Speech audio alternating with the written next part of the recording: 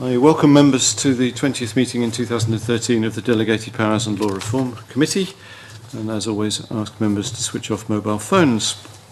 Agenda item 1, instruments subject to affirmative procedure. No points have been raised by our legal advisors on the Freedom of Information Scotland Act 2002, designation of persons as Scottish Public Authorities Order 2013 draft. Is the committee content with that instrument, please? Content.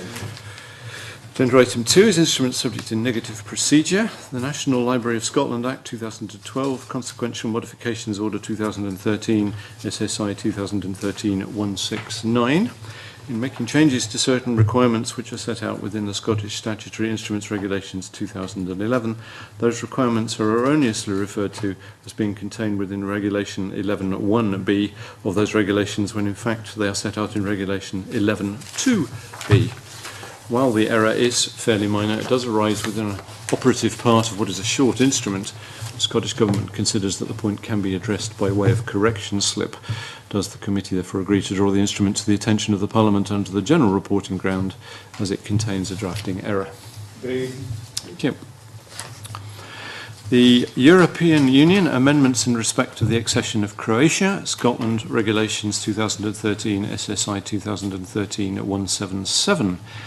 In paragraph 11 of the schedule, the amendments made to the St Mary's Music School Aided Places Scotland Regulations 2001, the definition of European Economic Area in paragraph 1.1 of that schedule, and the reference to the EEA agreement in paragraph 3.2 of that schedule should also have been amended to reflect the removal of that definition. The committee may wish to note that the Scottish Government has given a commitment to correct these errors when the 2001 regulations are next amended, which is currently scheduled to be March or April 2014. Does the committee agree to draw the instrument to the attention of the Parliament under the general reporting ground, as it contains minor drafting errors? Agreed. Thank you. Does the committee also agree to note that the Scottish Government has given a commitment to correct these errors when the 2001 regulations are next amended? The James Watt College Transfer Enclosure Scotland Order 2013, SSI 2013-181. The meaning of Article 3.3 could be clearer, so far as the provision which it makes for the transfer and vesting in the Ayr Board and the Clydebank jointly and severally of certain properties and rights.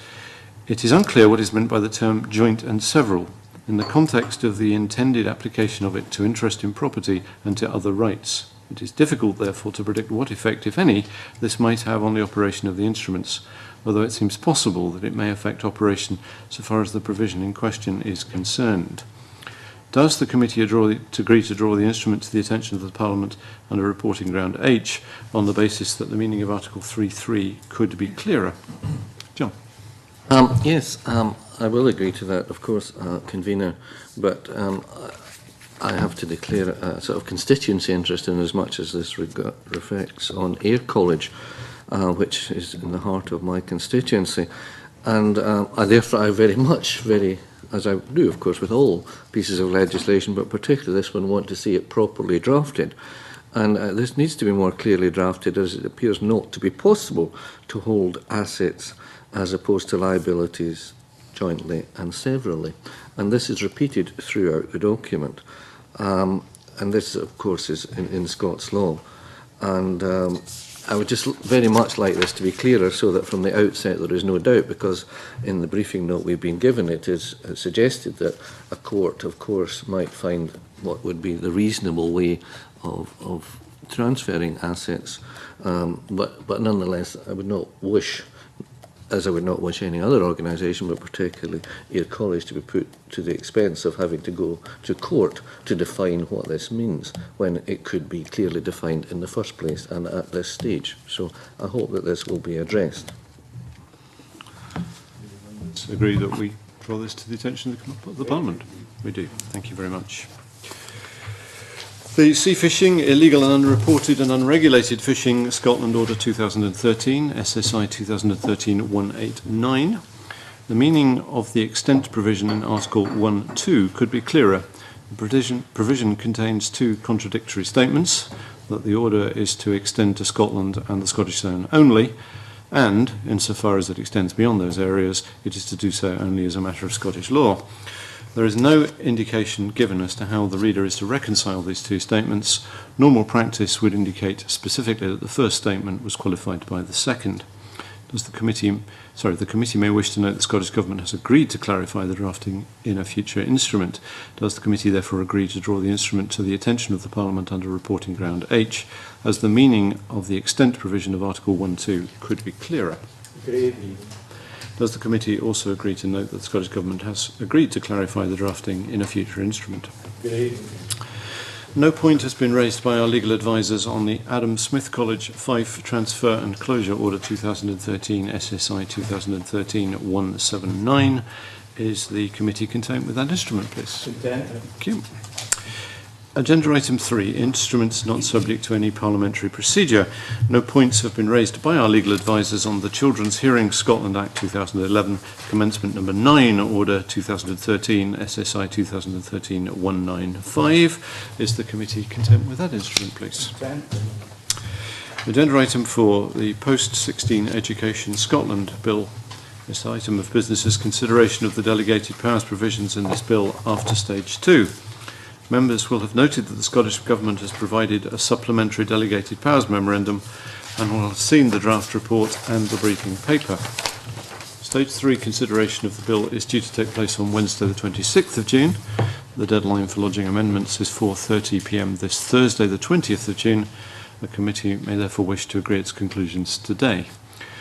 Committee may wish to note that, as for the power in section 15.1, the exercise of the power in sections 15.2a appears likely to engage the rights under Article 8 of the European Convention of Human Rights of the persons whose personal data is shared in terms of an order under this section.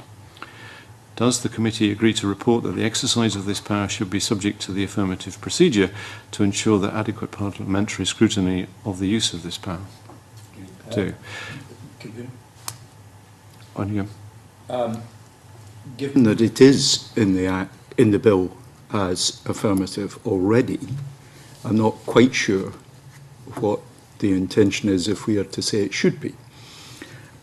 And I think in that sense that the draft report that's before us, at paragraphs 11 and 12, they should be transposed so that 12 comes before 11. So the context of our remarks about the operation of the powers is in the context of our having recognised in our report that it is already affirmative. I'm going to let Colin comment on that, if I may. And I would make a point, perhaps, that if we're going to do that,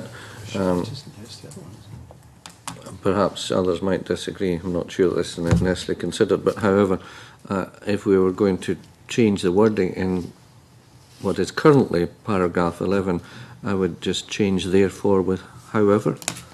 And the committee, however, observes that. Yeah. Yeah, okay. Okay, notwithstanding, let me just pick up on that.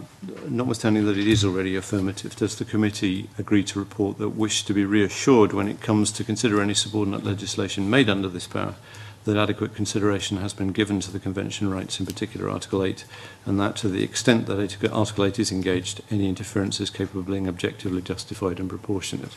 Agreed. I think if you're comfortable with that, then we're suggesting that we change the paragraph order and modify the words accordingly. Yeah. Yep. Are members comfortable with that? Yeah, thank you very much, in which case I think that's what we'll do. Does the committee agree to report that it welcomes the various amendments to the delegated powers provisions which are agreed at stage 2? Do we agree that the ones which were agreed at stage 2 implement recommendations of the committee's report at stage 1?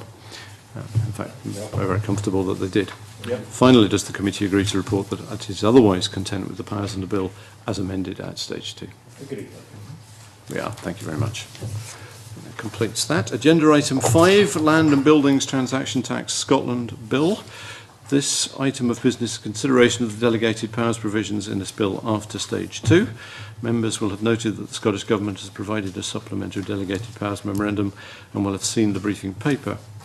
Stage 3 consideration of the bill is due to take place on Tuesday the 25th of June. Deadline for lodging amendments is 4:30 tomorrow, Wednesday the 19th of June. And again, the committee may wish to agree its conclusions today. Does the committee agree to report that it recommends that powers made under section 51A and schedule 18A, paragraph 7.2, should be subject to the affirmative procedure in all cases? Agreed. Does the committee also agree to note that the Scottish Government has agreed to bring forward amendments to this effect at stage 3? And finally, does the committee agree to report that it is otherwise content with the powers in the bill as amended at stage 2? Agreed. Yeah, thank you very much. I think that brings us to the end of agenda. Our next meeting will be Tuesday the 25th of June. Thank you very much.